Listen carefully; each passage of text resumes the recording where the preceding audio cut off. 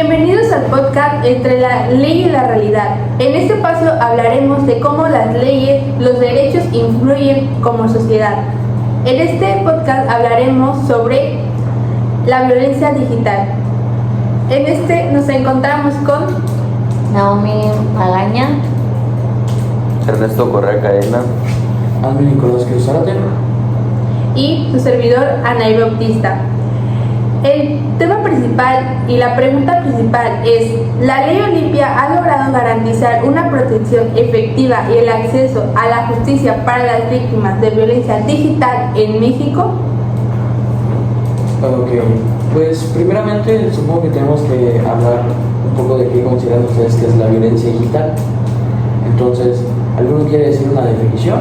¿Algo por encima? ¿No? Bueno, para mí personalmente pienso que la violencia digital engloba muchos factores, tanto psicológicos como emocionales, ya que también existen los ciberacosos, y también engloba la Ley Olimpia, que nos indica acerca de la distribución o compartir fotos que se tienen con personas más que nada íntimas, que se distribuyan, que se vendan. Personalmente pienso que son factores emocionales y sociales que impactan mucho y tienen ¿cómo decirlo? Pues un impacto social grande, ¿no? Sí, exactamente. En general. Porque hablamos normalmente cuando es sobre la violencia digital, hablamos mucho también de abuso de confianza, ¿no? Exacto. Donde uno presta su confianza a una persona y esa persona termina abusando de ella. Pero según la ley, según la Ley General de Acceso a las Mujeres a una Vida Libre de Violencia, la violencia digital establece que es toda acción dolosa realizada mediante el uso de la tecnología. Esa es básicamente nuestra definición concreta que dice la ley. Entonces, y la Ley Olimpia surge de este tipo de acciones que, como bien surgió a partir de una joven llamada Olimpia Coral Melo, del estado de Puebla, que se le fue filtrada unas fotos íntimas que había mandado, videos íntimos, fotos íntimas, que pues había compartido con su pareja actual, pero que Pero ella realmente se dio cuenta que en México hasta ese momento no existía una ley que implicara alguna sanción hacia la persona que lo hace. Ella promovió me parece que fue una reforma, algo así. bueno, Que en el artículo 1 sexto y 16 me parece. Y entonces, que fue la que tú dijiste, la ley, la ley que da el acceso a las mujeres a una vida libre. Entonces, ella se da cuenta que no existe una ley como tal que dé una sanción, y se da cuenta el problema social que hay, porque no solamente ella, ya en México existían a lo mejor muchas denuncias o personas, bueno, en este caso mujeres que habían sufrido de ello. Entonces se da cuenta de ello y empieza a tener esa iniciativa de iniciar más que nada una ley que sancione a las personas que lo hagan. Bueno, con base a todo este contexto que ustedes nos dieron, ¿cómo ustedes creen que la Ley Olimpia impacta en la sociedad? Bueno, pues como ya lo había mencionado mi compañero Ernesto, pues la Ley Olimpia sirve o es utilizada para prevenir todas aquellas acciones que generen esa violencia digital, puesto que sirve como un respaldo. Pues como la normativa principal para regular este tipo de casos, sí. Es que también en estos factores hay que tener en cuenta que son muy diversos, porque también cuentan como violencia digital fotos con diferentes contextualización, no solamente en el ámbito íntimo, en este caso serían también de videos de personas, no sé, robando, golpeándose, una violencia generada hacia otra persona. Entonces engloba muchos factores, lo que son, como ya lo habíamos mencionado, videos, fotos, distribución de estos videos, la venta, ciberacoso, más que nada eso. Y también a un factor muy clave ahora es las imágenes que pueden llegar a crearse con la IA. Más que nada, ahora si tú pones la imagen de una persona, tú le puedes pedir que recree una imagen muy diferente a la en la que está. O sea, puede llegar a ese grado y ese nivel de simular cosas que no pasan en la realidad. Y bueno, esta ley pues aplica para los dos géneros, tanto para hombres como para mujeres. Sin embargo, se vulnera muchísimo más la privacidad física, emocional y sexual de la mujer, ya que pues en este centro la mujer es la que es más vulnerable a propiciar este tipo de violencia. De hecho, sí, según ¿cómo se llama según el INEGI, de hecho, la mayoría de las víctimas de ese tipo de violencia, que es que donde se exponen fotos íntimas de personas, normalmente la mayoría son mujeres. Y eso hace notar cierto machismo también que tenemos en la sociedad, porque para mucha gente una mujer genera mucho más morbo. Pero también, quería hacer un pequeño apartado para no irnos tanto. Primero quería regresar un poco. Es muy curioso el contexto de la ley Olimpia, ya que nos da un vistazo por qué la sociología es tan importante en nuestra sociedad, ya que a partir de un caso vivido real se buscó crear estas reformas en la ley Olimpia, lo cual es muy interesante.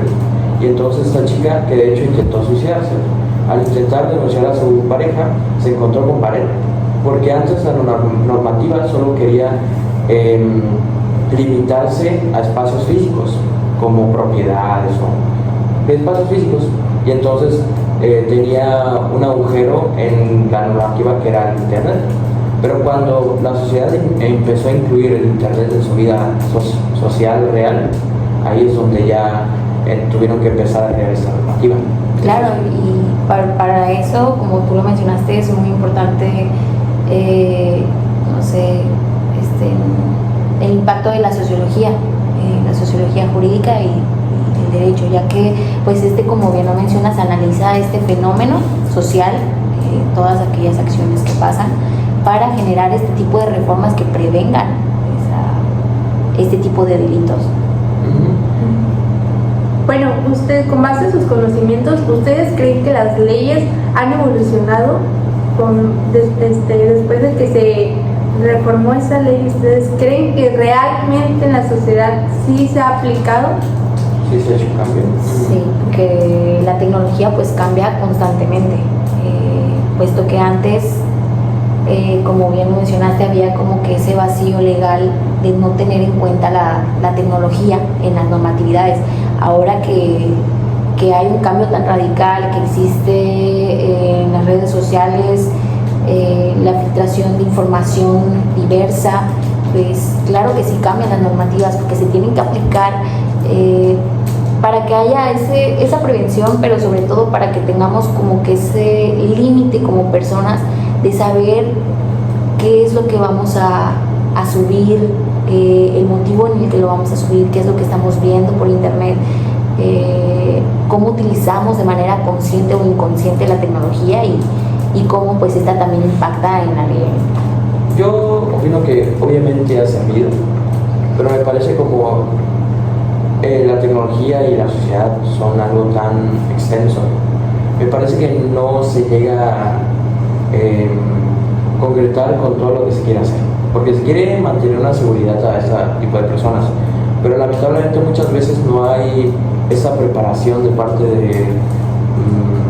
de las instituciones para llevar este tipo de casos, que es uno de los problemas más grandes. O muchas veces las víctimas se sienten avergonzadas de ser juzgadas, porque muchas veces también van a presentar su caso y les preguntan, ¿por qué compartiste en primer lugar las fotos? O sea, las terminan culpando de alguna manera. Eso pasa. Sí, o sea, sí, terminan haciéndolas culpables de algo que, bueno, es algo que puede pasar y por eso está tipificado en las leyes. Y de hecho, gracias a la IA también se hicieron más reformas a estas leyes, ya que antes solamente se tomaban en cuenta fotos reales de personas que eran difundidas sin su consentimiento. Ahora se incluye también fotos que son creadas o porque pueden ser hasta falsas, que se castigan con la misma normativa. Y claro, y pues como tú lo mencionas, pues especialistas consideran que es necesario actualizar constantemente este tipo de legislaciones, ya que pues fortalecen también la cooperación entre las autoridades y las plataformas digitales, así como también garantizan una protección en la sociedad para aquellas personas que consideran que existen aquellas lagunas legales. Claro que sí, no se puede decir que no, sin embargo, las leyes buscan cambiar este tipo de cosas y que pues se les vea protegido su privacidad y sus derechos. ¿Por qué ustedes creen que la violencia digital se convirtió en un problema que se necesita la intervención del derecho en la sociedad? Bueno, yo, más que nada, que como mencionaba aquí mi compañera Naomi, es la que las personas, obviamente las víctimas, tengan ese respaldo tanto en instituciones gubernamentales como sería pues la policía, o en este caso la creación de instituciones que se encarguen de investigar a fondo, a detalle todas estas circunstancias, porque pues como tal sí existe un número de denuncias, sí existe pues la denuncia formal y todo esto, pero mayormente en los casos no se llega a una ¿cómo decirlo? Resolver el conflicto como tal, porque muchas de ellas a veces resultan ser o pueden ser cosas filtradas, o sea, que no se sabe quién fue, o sea, si realmente la persona que lo mandó o se lo pasó sea realmente la persona ella quien lo haya filtrado. Entonces la creación de instituciones que investiguen más a fondo, que den una resolución más efectiva, podría ser mejor. Como ya lo había mencionado y como lo menciona el compañero, pues existen retos, así como existen ventajas y desventajas ante esta reforma, esta ley, ya que pues muchas de las veces la justicia tal vez no sea rápida, tal vez no buscar a la persona, en hacer las diligencias correspondientes, en fiscalías tener personal que sea especializado en violencias digitales, o sea, en la digitalización, en las plataformas tecnológicas que cambian constantemente. También hay algunas que la privacidad, a veces los términos y privacidad pues no son, como bien lo mencionan, para asegurarte tu información, no son utilizadas de manera que beneficien, vaya. Y claro que sí existen aquellos desventajas dentro de las ventajas, ya que pues no nos aseguran y nos protegen de aquella violencia. Y bueno, igual hay que tener en cuenta diferentes factores, porque hace poco hubo un caso, hace unos meses, de una muchacha, una joven, como de unos 20 años, llegó a reparar su teléfono a una sucursal, cualquier sucursal, y resulta que la muchacha piensa o se da cuenta de que la persona que le reparó o la persona que pues le dio la confianza de reparar su teléfono se estaba compartiendo información de ella. No se sabe si realmente si fue cierto o no, pero también engloba esto, a darle la confianza a diferentes sucursales, que tanto es tu información personal, pero también hay que tener en cuenta este tipo de actividades, porque ahí es donde yo personalmente pienso que podría afectar a una persona que realmente no sea ella el que lo haya afectado, no sea ella quien haya vendido ese video, esa foto. Entonces a eso me refería con la investigación más a fondo, porque sí es una problemática. Claro, tipo, a mí me parece que era cuestión de tiempo para que la normativa se aplicara. Lamentablemente tuvo que ser mediante un caso real, que obviamente no gustaría que pasara de algo para que uno reaccionara, pero así funciona el derecho. Pero sí, me parece que era necesario, porque todo este ámbito digital se estaba dejando muy de lado hasta hace no mucho tiempo, y ahora aunque sea superficialmente o aunque sea no se aplique al 100% como sabemos, tenemos esta herramienta, aunque sea la tenemos. Sí, bueno, para cerrar el tema y ya un poquito del contexto que ustedes nos dieron sobre esto, vamos a la pregunta central. ¿Ustedes creen que la ley Olimpia ha logrado garantizar una protección efectiva y el acceso a la justicia para las víctimas de violencia digital en México? Bueno, yo considero que sí, ha sido muy útil esta ley, ya que pues ha garantizado la protección a miles de personas que han sufrido y han pasado por este tipo de violencia. Sin embargo, no nos tenemos que limitar más allá de simplemente la ley. La reforma lo va a cubrir todo, porque tenemos que también tener en cuenta que pues las autoridades tienen que aplicar aquella ley. Como bien lo mencioné, hay ventajas dentro de las desventajas. La ley está, ahora como el gobierno, como las autoridades, como los encargados o como fiscalías, gente especializada en este tipo de delitos, va a aplicar y va a hacer que se protejan los derechos de las personas. Pues bueno, como ya lo había dicho, a mí me parece que obviamente es muy útil esta normativa, pero a mí no me parece que sea completamente infalible ante este tipo de crímenes, porque si nosotros tenemos la certeza de que hasta ciertos crímenes que son que no son necesariamente ciberdelitos, sino que son delitos normales, a veces se conoce esta impunidad o se conoce esta que a veces no se aplica la normativa correcta. Ahora imagínense este ámbito que es un poco más difícil de acceder, ¿no? Que son los ciberdelitos, en donde hasta hace no mucho no había ni siquiera penas contra gente que hacía este tipo de cosas, que se consideraba un vacío legal muy grande.